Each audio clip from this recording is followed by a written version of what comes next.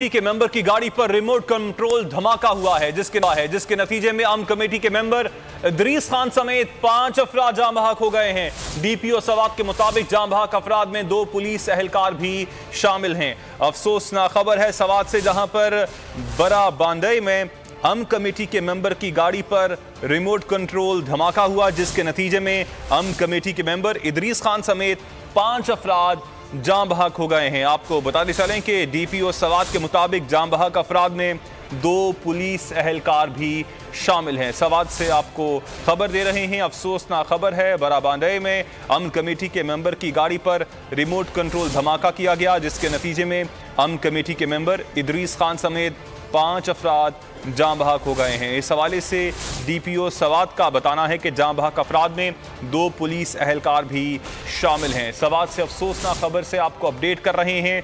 बराबांडे में अमन कमेटी के मेंबर की गाड़ी पर रिमोट कंट्रोल धमाके के नतीजे में 5 अफराद जाँ बहक हो गए हैं। कराची शहर की सूरत हाल आपको बताएंगे। कराची में बारिश के बाद अब भी कई मकामात पर ट्रैफिक जैम है। कहां कैसी